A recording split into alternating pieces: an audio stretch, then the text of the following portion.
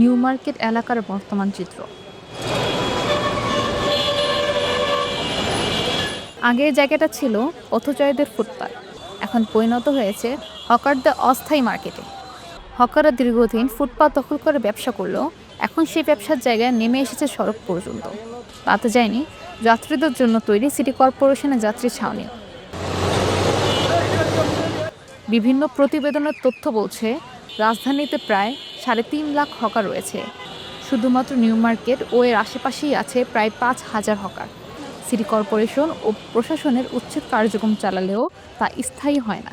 সরকার যদি আমাদের প্রতি সহানুভূতি হয় বা সরকার যদি আমাদেরকে একটু ব্যবস্থা করে দেয়, তাহলে তো আমাদের এই যে ফুটপাতে বসে থাকার কোনো মাইনে হয় না।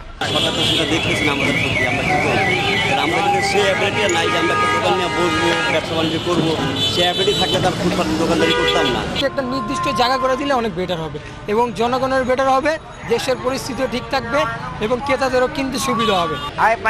এই চিত্র দেখে বোঝার উপায় নেই এটি ফুটপাত। শুধু ফুটপাতই নয়, রাস্তার বড় অংশ জুড়ে রয়েছে হকারদের দখলে। এতে শুধু সাধারণ মানুষই নয়, যান চলাচলও স্থবির হয়ে পড়েছে। তুমি দেখে নেওয়া যাক কি বলছে পথচারীরা। আমার রোড এই পারে আসতে আমার 10 থেকে 15 মিনিট সময় লাগে। এখানে যে ফুটপাত আছে রাস্তাঘাটে, এখানে পুরোটাই দখল করে রাখছে। ওদের যে শোরুমগুলো জুতার বাইরে আনছে, ফুটপাতে আনছে, ফুটপাত ব্লক হয়ে যাচ্ছে।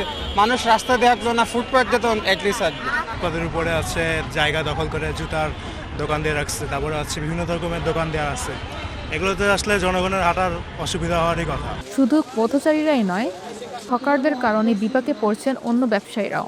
দুই পাশে দেখে কত হকার্স, হাজার হাজার হকার্স আপনার দোকানপাট দিয়া পুরো যানবাহন আমাদের বিগত করা নষ্ট করার কারণে কাস্টমার উপস্থিতি কম হয়েছে।